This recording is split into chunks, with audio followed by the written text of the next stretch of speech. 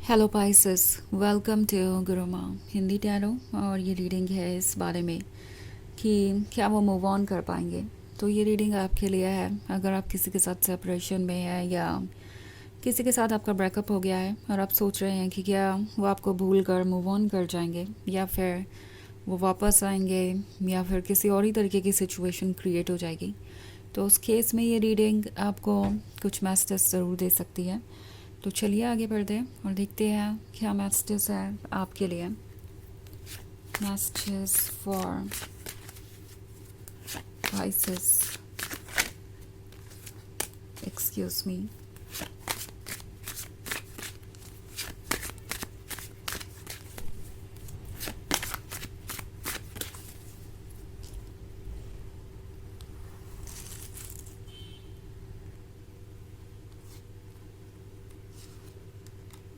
Queen of Pentacles, Seven of Atoms, the Lady and the Lord, Seven of Chalices and Three of Wands. Okay, तो seven of एथम्स का card है।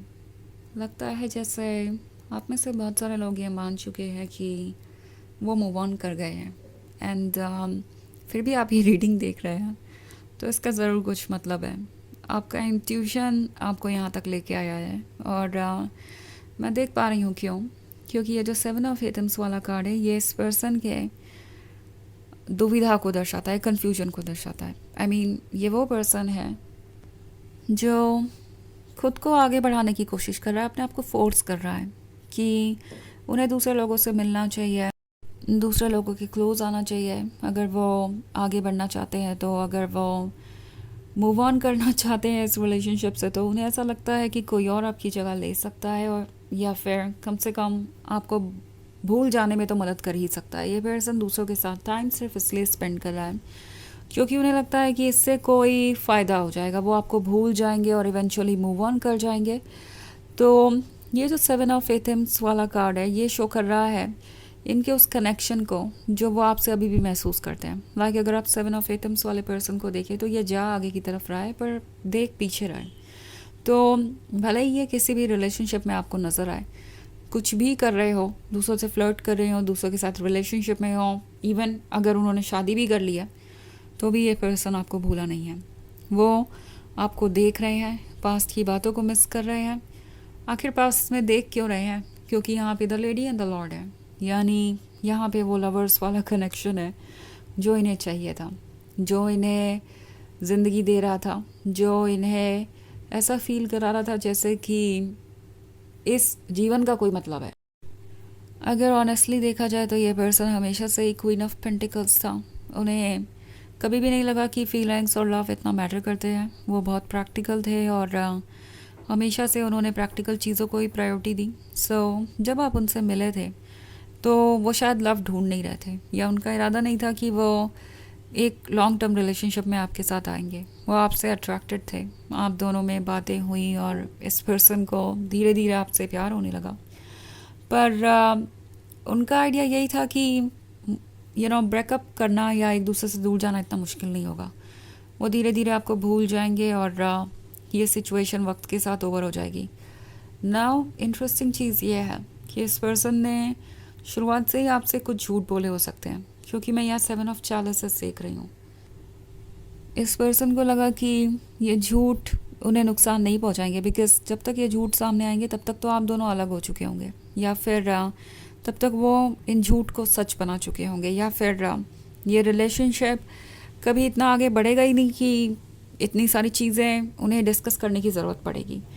But धीरे धीरे उन्हें realise होने लगा कि आप उन्हें समझने लगे हैं और अगर वो अब आपके साथ और ज़्यादा आगे बढ़ते हैं तो और भी ट्रुथ आपके सामने आएगा और उसके बाद वैसे भी ब्रेकअप होना ही है। तो उन्हें लगा कि शायद वो आपसे ब्रेकअप करके आपसे दूर जाके अपनी इमेज बचा सकते हैं। कुछ फीलिंग्स आपके दिल में उनके लिए रह जाएगी इस तरीके से और कुछ कनेक्शन आप दोनों के बीच हमेशा रहेगा। इन्होंने आपको जज किया हो सकता है, ब्लेम किया हो सकता है, ऐसा शो किया हो सकता है जैसे जो कुछ भी हुआ वो सब आपकी वजह से हुआ, आप ही रिस्पॉन्सिबल हैं उनकी इस सफरिंग के लिए, इस पेन के लिए, इस ब्रेकअप के लिए। पर ट्रुथ ये है कि ये पर्सन आपके सामने किसी ट्रुथ को आने से रोकना चाहता था। एंड हमेशा से उन्हें पता था कि ये रिलेशनशिप उनके लिए सक्सेस नहीं हो सकता। उन्हें हमेशा से पता था कि उन्हें अपने डिसीजंस लेने की अनुमति नहीं है, फ्रीडम नहीं है। मतलब ये पर्सन बहुत ही फैमिली डिपेंडेंट हो सकता है। हमेशा हर डिसीजन फैमिली के वैलिडेशन से ही इन्होंने लिया है। ओके और इन्हें पता था कि इन्हें कभी भी इस रिलेशनशिप के लिए शायद अप्रूवल नहीं मिलेगा, तो भी ये पर्सन आगे बढ़ा क्योंकि उन्हें आपके साथ अपना टाइम एंजॉय करना था। उन्होंने सीरियस रिलेशनशिप के बारे में उस समय नहीं सोचा था, पर वक्त के साथ ये सीरियस हो गया। और अब ये पर्सन चाहे जो भी एडजस्टमेंट करें, हो सकता है इन्होंने शादी कर ली हो अपने फैमिली के सजेस्ट किए हुए किसी पर्सन के साथ, पर यह ट्रुथ तो नहीं बदलता कि वो आपसे प्यार करते हैं। और यही चीज़ इन्हें मूव ऑन नहीं करने दे रही। हमारे पास 3 ऑफ वॉन्ड्स का कार्ड है। ये पर्सन कभी कभी सोचता है कि क्या वो आपको अप्रोच कर सकते हैं, पर फिर उन्हें लगता है कि नहीं, जो भी सपना वो देख रहे हैं the lady and the Lord के साथ होने का, वो सब बस एक इल्यूजन है। 7 ऑफ चैलिसेस उनके इस इल्यूजन के बारे में दर्शाता है। उन्हें लगता है कि ये सब कुछ कभी सच नहीं हो सकता, तो ये 3 ऑफ वॉन्ड्स वाली जर्नी करने का कोई मतलब भी नहीं है। वो आपके पास वापस भी आए तो फिर से उन्हें लौटना पड़ेगा और फिर से ब्रेकअप ही होगा, इसलिए ये आपसे दूरी बनाए हुए हैं। वैसे ये एक जनरल रीडिंग है, तो ये सबसे रेजोनेट नहीं होगी। एनर्जी रिवर्स हो सकती है अगर आप क्रॉस वॉचर हैं। इसके अलावा अगर आप पिछले वीक की रीडिंग या ईयरली रीडिंग देखना चाहें 2026 की, तो उसका लिंक आपको डिस्क्रिप्शन बॉक्स में मिल जाएगा हमेशा की तरह। तो चलिए आगे बढ़ते हैं और देखते हैं और क्या मैसेजेस है आपके लिए। Messages for Pisces, the moon, the crown, page of pentacles, S of wands and the star. Okay, तो हमारे पास है द मून। द मून है तो ये पर्सन उन चीज़ों से डरा हुआ है जो फ्यूचर में अनफोल्ड हो सकती हैं। लाइक अगर वह वापस भी आते हैं तो फ्यूचर में फिर से वही सारी प्रॉब्लम्स खड़ी हो जाएंगी और आपके सवाल तो है ही जिसका जवाब वो दे नहीं पाएंगे। जहाँ उन्होंने आपका भरोसा तोड़ा है वहाँ वो क्या ही मुंह दिखाएंगे। द क्रोन इसी के बारे में है। उन्हें इस वक्त हिम्मत की ज़रूरत है आपको फेस करने के लिए, और उन्हें नहीं लगता कि अभी वो हिम्मत उनके अंदर है।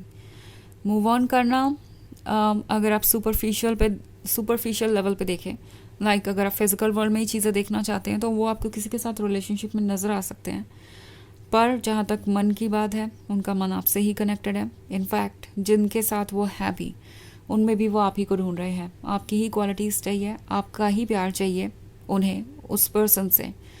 तो कंपैरिजन भी चल रहा हो सकता है हर किसी का आपसे। एस ऑफ वॉन्ड्स का कार्ड है।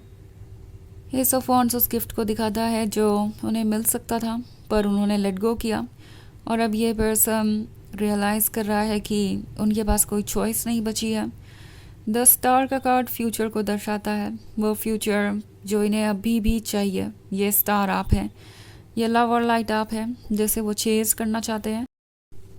उन्हें लगता नहीं कि वो ये कर पाएंगे।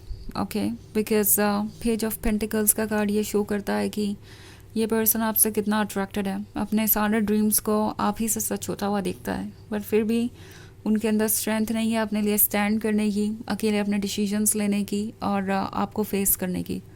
और इसी वजह से जो है उसी में वो एडजस्टमेंट करने के लिए मजबूर है। तो चलिए देखते हैं आपके लिए ऑरेकल मैसेज क्या है।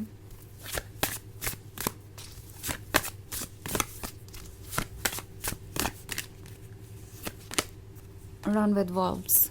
तो ये कार्ड है इंस्टिंक्ट के बारे में।